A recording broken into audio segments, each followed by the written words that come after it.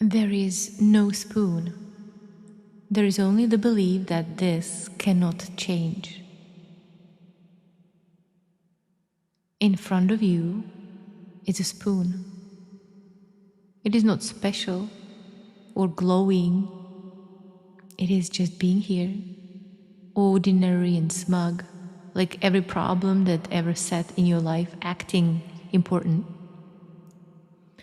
And let your body get still for a moment.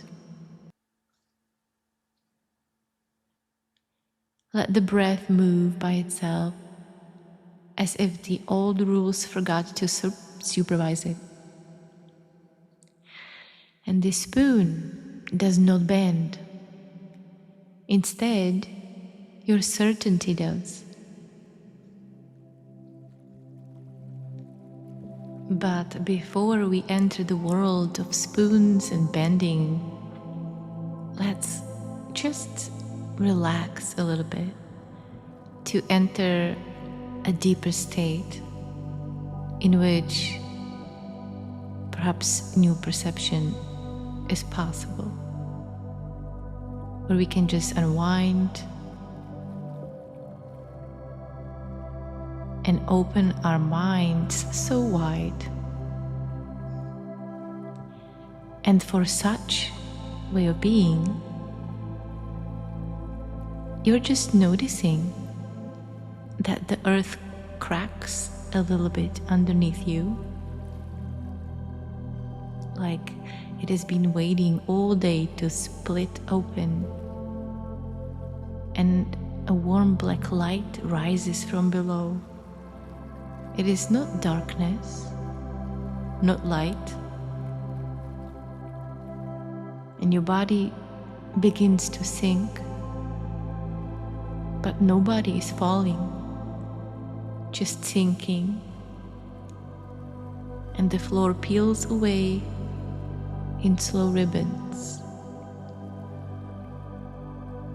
And as you are letting go, with each breath, with each thought, the sky looks down at you with the face of an old, tired moon and whispers, "Finally."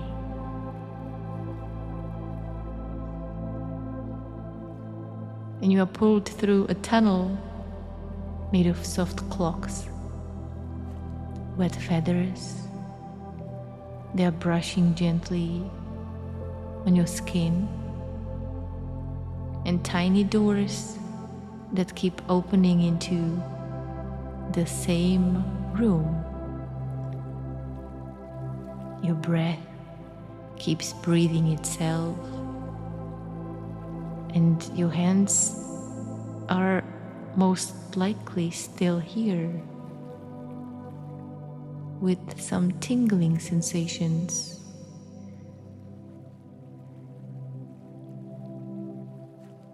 And your name floats beside you on a little ship,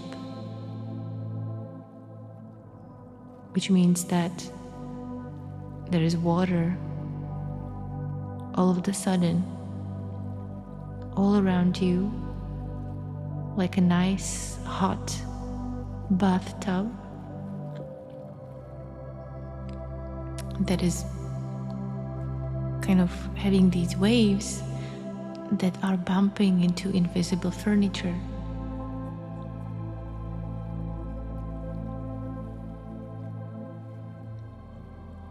And then a small creature made of smoke and office paper crawls onto your chest and asks, "Who is relaxing?" But you don't need to answer.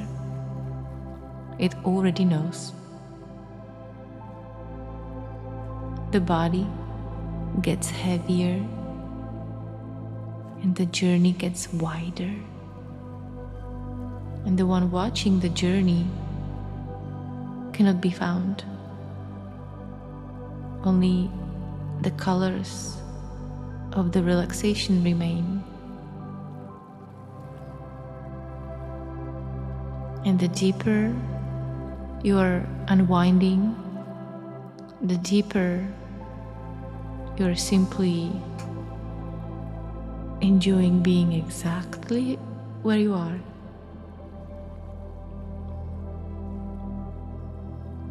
The more rainbow-like they become. Only the pulse, only this strange, impossible happening, pretending to belong to somebody.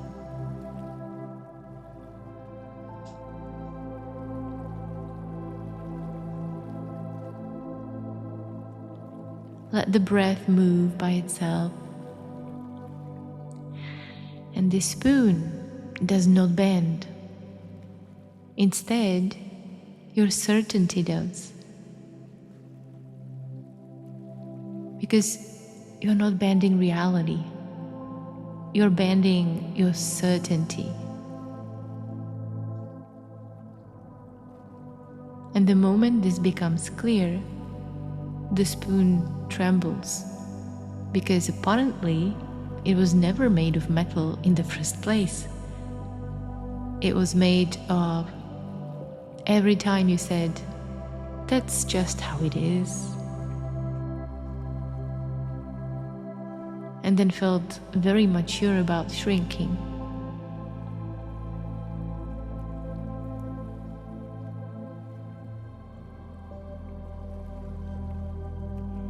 A small frog in a lab coat crawls out from under the table, carrying a sign labeled "Official Laws of Your Life."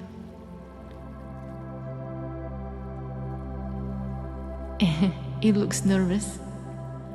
It clears its throat and points at the spoon like this should settle the matter. But its little hands are shaking because even the frog knows the paperwork is fake. The problem is not as solid as your fear says it is.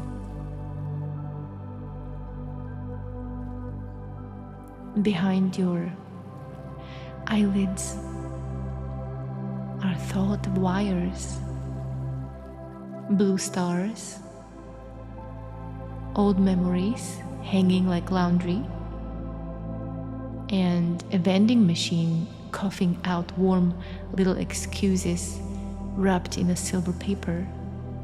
And one says, "Not yet." One says, "Too late." One says, "Let's be realistic."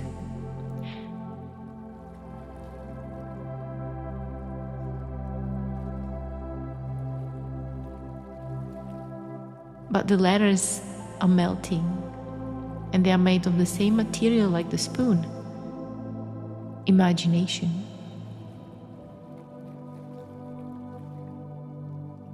So you look back at the spoon and suddenly feel the sadness of it. Not because the spoon was powerful, but because you spent so long trying to bend it. Your chest tightens before your mind can explain anything, and your hands soften because they are tired from gripping a version of the world that needed your obedience to stay convincing.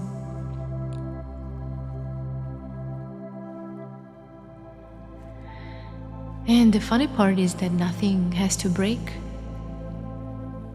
Something just has to stop being believed.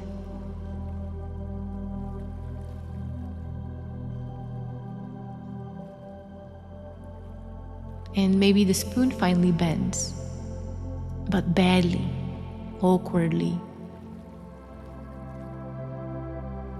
It is almost funny. It is almost too sad to be funny, actually. And underneath it, deeper than the rooms, is a vast, dark galaxy quietly chewing on your certainty like gum.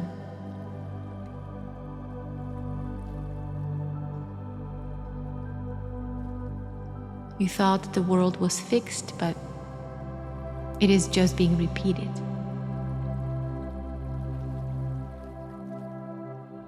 The spoon rises and floats towards your mouth, but before it reaches you, it looks at you, a bit offended, as if you were supposed to keep pretending. And then it folds into a tiny paper boat and sails away through the air.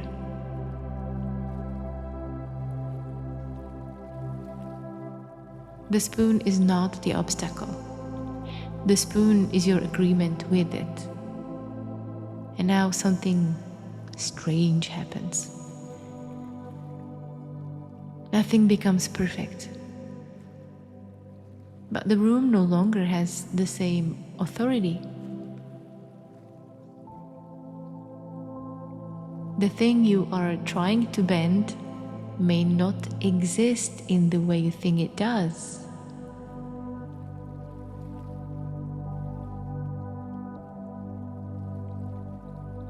That's why sometimes it feels you keep trying and trying and trying. And the more you're trying, the more things actually stay the same.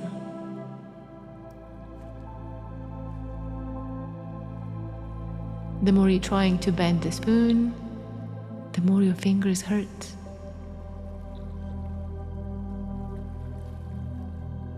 And then you just give up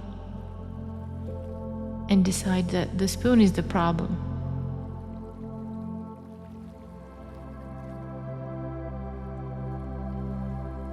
But the thing that you are trying to bend may not exist in the way you think it does.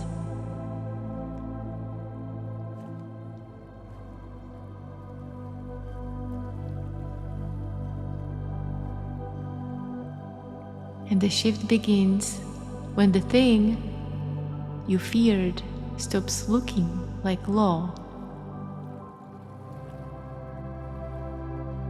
Something is already bending, and it is not the spoon. It is the assumption that you were ever stuck with this version of the world.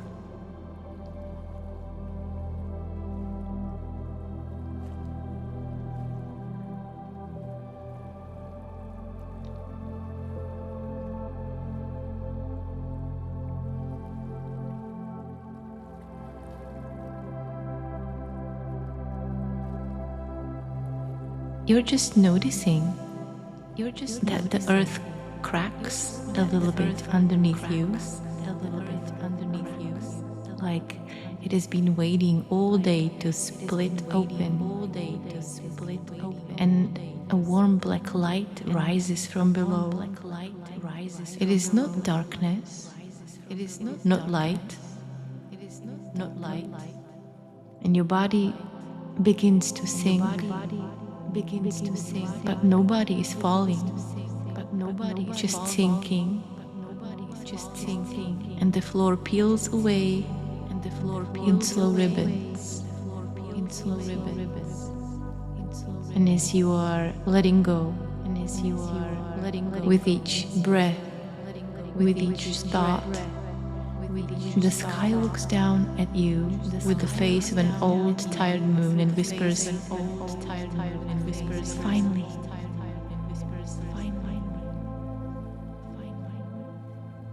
And you are pulled through a tunnel made of soft clocks, wet feathers. They are brushing gently on your skin, and tiny doors that keep opening into the same room. Your breath keeps breathing itself, and your hands are most likely still here,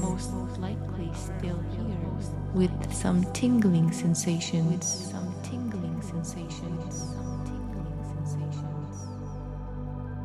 And your name floats beside you on a little ship,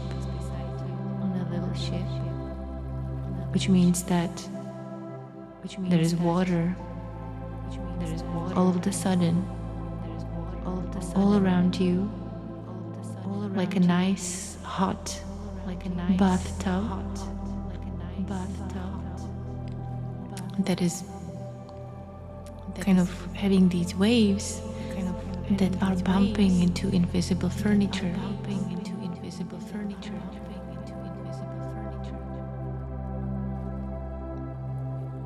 And then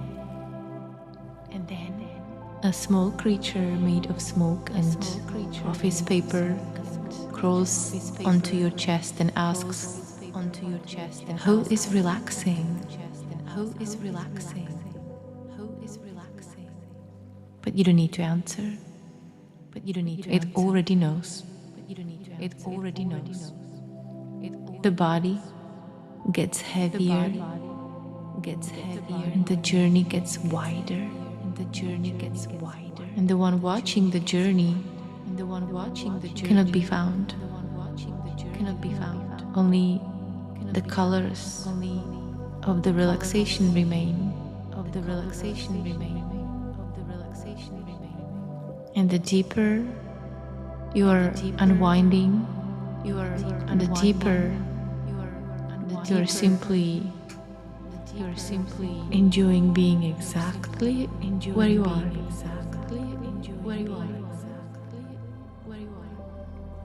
The more rainbow-like they become, only the pulse, only this strange, impossible happening, pretending to belong to somebody.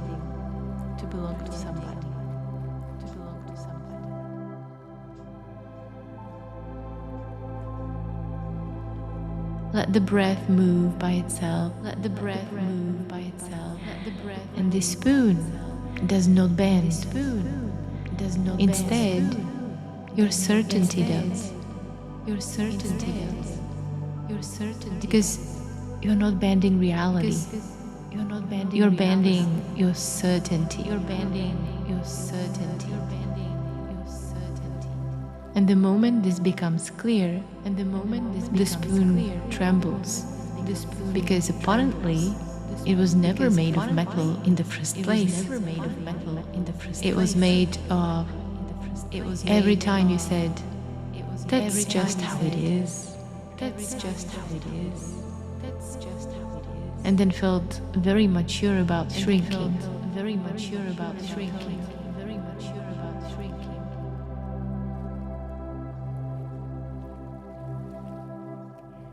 A small frog in a lab coat crawls out from under the table, carrying a sign labeled "Official Laws of Your Life."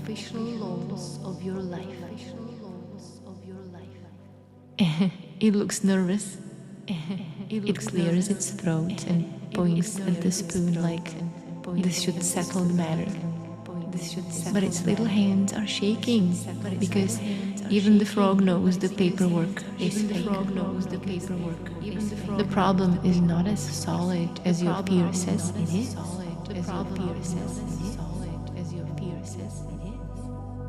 Behind your eyelids are thought wires, blue stars, old memories hanging like laundry, and a vending machine coughing out warm little excuses wrapped in a silver paper. And one says, "Not yet." One says, "Too late." One says, "Let's be realistic."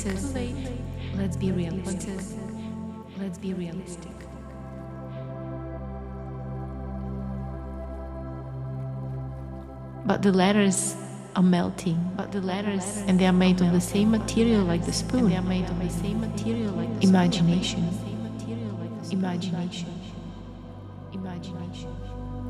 So you look back at the spoon, and suddenly you feel the sadness of it. Not because the spoon was powerful, but because you spent so long trying to bend it. Your chest tightens before your mind can explain anything. And your hands soften because they are tired from gripping a version of the world that needed your obedience to stay convincing.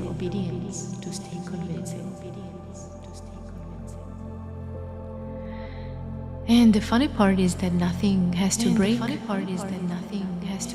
Something just has to stop being believed.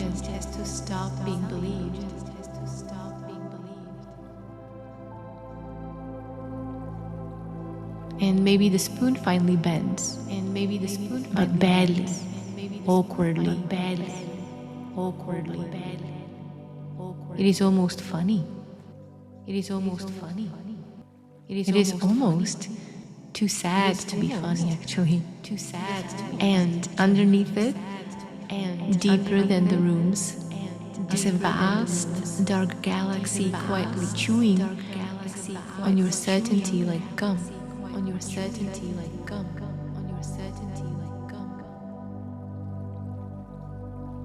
You thought the world was fixed, but it is just being repeated.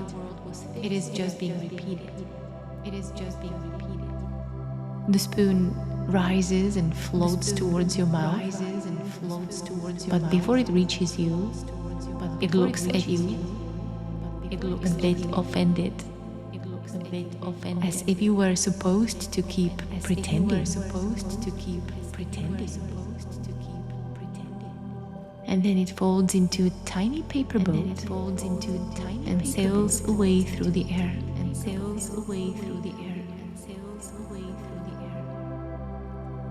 The spoon is not the obstacle. The spoon is your agreement with it. And now something strange happens. Nothing becomes perfect. But the room no longer has the same authority. The thing you are trying to bend may not exist in the way thing it does.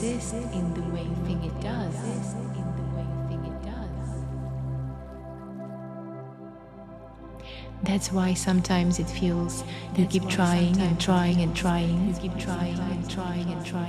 And the more you're trying, the more things actually stay the same.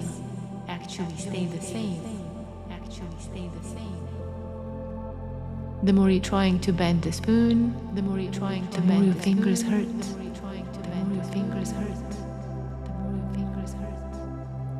And then you just give up. And decide that the spoon is the problem.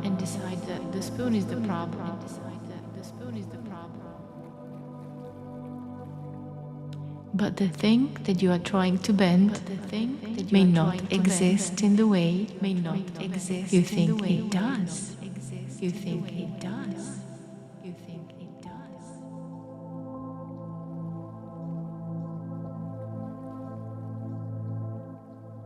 And the shift begins when the thing you feared stops looking like law. Something is already bending, and it is not the spoon. It is the assumption that you were ever stuck with this version of the world.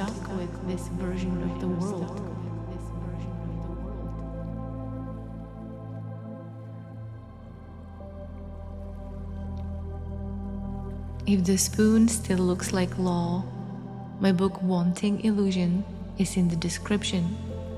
It goes deeper into the place where your desire gets trapped. If you feel stuck and thinking instead of moving beyond the matrix. And it is not suitable if you only want to play it safe in life. You'd feel attacked by this book. I'm serious.